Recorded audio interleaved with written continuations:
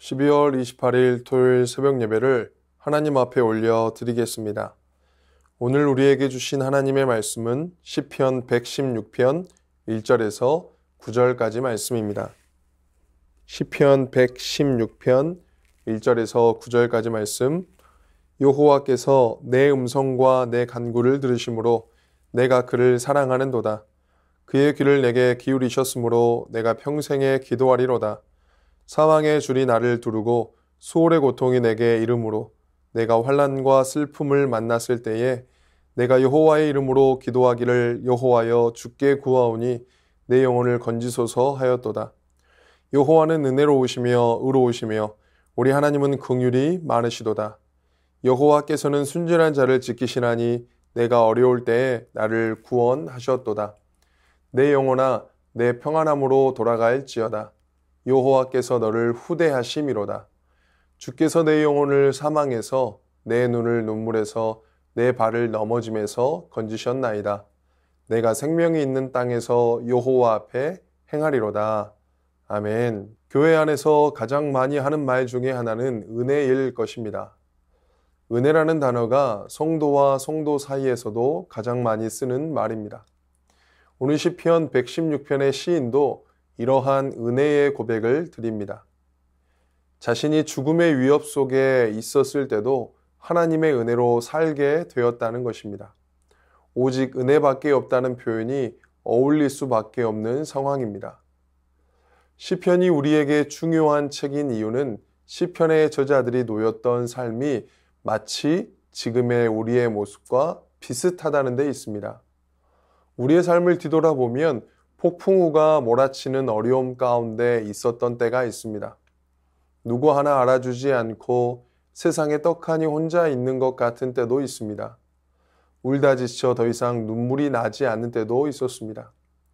시편의 시인도 비슷합니다. 오늘 본문 3절에서 사망의 줄이 나를 두르고 수월의 고통이 내게 이름으로 내가 환난과 슬픔을 만났을 때에 사망의 줄이 나를 두르고 수월의 고통이 내게 이르러 환난과 슬픔을 만났다고 합니다. 어떤 형편과 상황인 줄 모르겠으나 얼마나 고통스러우면 사망의 줄이 나를 두르고 수월의 고통이 내게 임하였다고 말할까요? 그래서 우리가 시편을 볼 때마다 남 이야기하는 게 아닙니다. 내 이야기를 하고 있는 겁니다. 시편은 어려운 형편 속에 있는 시인이 그 어려움에 좌절되어 넘어지지 않고 다시 일어나게 되어지며 노래하는 신앙의 승전가입니다. 그러니 어려움 가운데 있는 나의 삶도 주님께서 일으키시고 회복해 하실 수 있다는 겁니다. 내 삶의 형편, 모든 상황이 아프지만 그럼에도 나의 주, 나의 하나님을 통하여 내가 새 힘을 얻습니다. 노래할 수 있는 것이 시편입니다.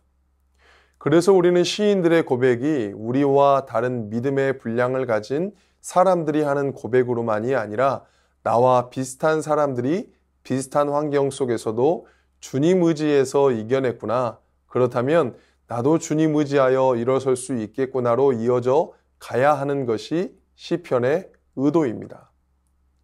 시인은 1절부터 이런 고백을 드립니다. 주님께서 나의 간구를 들어주시기에 내가 주님을 사랑한다고 말합니다. 우리 주님은 들으시는 하나님이십니다.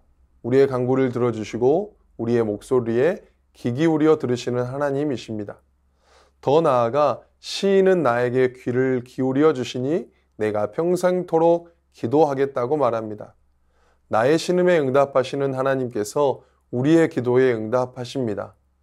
시인은 나의 목소리를 들으시는 하나님께 평생토록 기도하겠다고 말합니다. 5절 새번역 성경으로 주님은 은혜로우시고 의로우시며 우리의 하나님은 긍휼이 많으신 분이시다. 자신이 평생 기도할 수 있는 이유는 주님의 성품 때문입니다. 주님은 은혜로우시고 의로우시며 긍휼이 많으신 분이십니다. 이러한 하나님이시기에 평생을 기도하겠다고 작정할 수 있는 겁니다. 하나님은 아브라함과 모세와 언약하셨습니다. 이들과의 언약을 통하여 하나님은 조건을 거셨습니다. 너희가 내 말에 순종하고 따르면 나는 너희의 하나님이 되어주실 것이다. 너희의 먹을 것과 입을 것과 너희의 필요를 채워주시겠다고 하십니다. 이 언약 자체도 놀랍고 감사한 것입니다. 그러나 성경에 등장하는 많은 언약 가운데 단연코 가장 핵심은 다윗 언약이었습니다. 이 언약을 우리는 무조건적 언약이라고 부릅니다. 너희가 어떠하든 간에 나는 너희를 사랑하고 나는 너희의 하나님이 되어주겠다는 겁니다. 우리가 자녀다운 모습을 가지고 살아야 하나님이 우리를 자녀 삼아 주시는 것이 아니라 하나님께서 우리를 사랑하기로 작정하셨다고 확언하신 언약이 다윗 언약입니다. 그래서 우리가 죄 가운데 넘어지더라도 하나님은 우리를 버려두지 않으시고 우리를 돌이키도록 늘 우리와 함께하여 주신다는 겁니다. 7절을 세 번역으로 이렇게 말합니다. 내 영혼아, 주님이 너를 너그럽게 대해 주셨으니 너는 마음을 편히 가져라. 여러분, 하나님께서 여러분을 너그럽게 대해 주고 계십니다. 마음을 편히 가지셔도 됩니다. 우리 주님께서 말씀하셨습니다. 너희 중에 누가 염려함으로 그 키를 한 자라도 더할 수 있겠느냐? 공중의 새를 보라. 심지도 않고 거두지도 않고 창고에 모아들이지도 아니하되 너희 하늘 아버지께서 기르시나니 너희는 이것들보다 귀하지 아니하냐?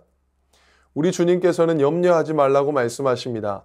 무엇이 여러분을 두렵게 만들고 있습니까? 무엇이 여러분을 염려하게 하고 있습니까? 여러분, 걱정하지 않으셔도 됩니다. 우리 주님께서 여러분을 너그럽게 대해주고 계십니다. 두려움에 대한 다른 측면 한 가지를 더 말씀드리고 말씀을 정리하겠습니다. 마이클 리브스의 책 떨며 즐거워하다에서 그는 이렇게 말합니다. 우리의 시대는 거대한 두려움들에 사로잡혀 있지만 가장 중요한 한 가지 두려움만은 망각하고 있다. 바로 하나님을 향한 두려움이다. 오늘날의 사회가 두려움에 합당한 대상이 되시는 하나님을 잃어버렸으므로 우리는 다른 모든 일에 점점 더 깊은 불안감을 품을 수밖에 없다. 하나님을 진정한 경외의 대상으로 여기지 않으므로 우리는 거짓된 두려움을 그 자리에 놓고 있다는 겁니다. 우리가 진짜 두려워해야 할 것은 우리 일상의 염려와 두려움이 아니라 하나님이십니다. 오늘도 이 말씀 앞에서 하나님을 경외하는 저와 여러분들의 삶이 되어지시기를 바랍니다. 거짓 두려움이 우리를 싸맬 때 우리가 진짜 진정으로 두려워해야 할 분은 오직 하나님 한 분입니다. 오늘 시인의 고백처럼 우리가 늘 구원과 믿음을 아버지 하나님께 두며 그 구원의 은혜로 우리를 살피시며 도우시는 하나님의 은혜가 저와 여러분의 삶에 충만하게 넘치시기를 주님의 이름으로 축원합니다. 주신 말씀 의지하여 함께 기도하겠습니다. 염려와 두려움으로 살아가는 삶이 아니라 염려하지 말라 말씀하시는 하나님의 말씀으로 살게 하소서. 하나님을 경외하며 하나님을 섬기는 우리의 삶이 되게 하소서. 주신 말씀 의지하여 함께 기도하겠습니다.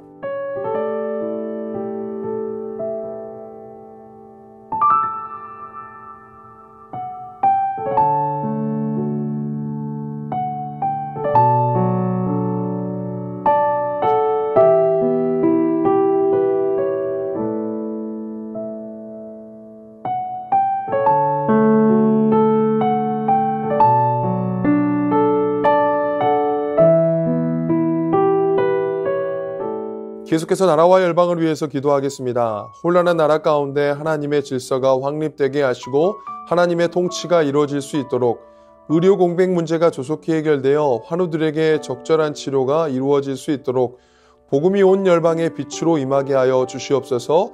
나라와 열방을 위해서 기도하겠습니다.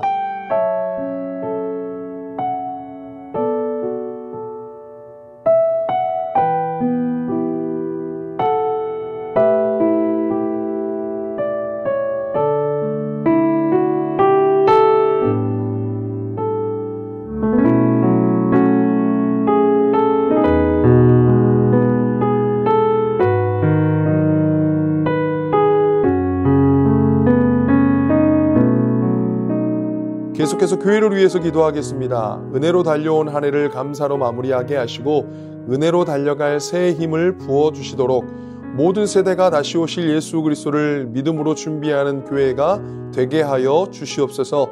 담임 목사님과 가정을 안전하게 지켜 보호하여 주시고 사역 위에 하나님께서 동행하여 주시옵소서. 교회를 위해서 기도하겠습니다.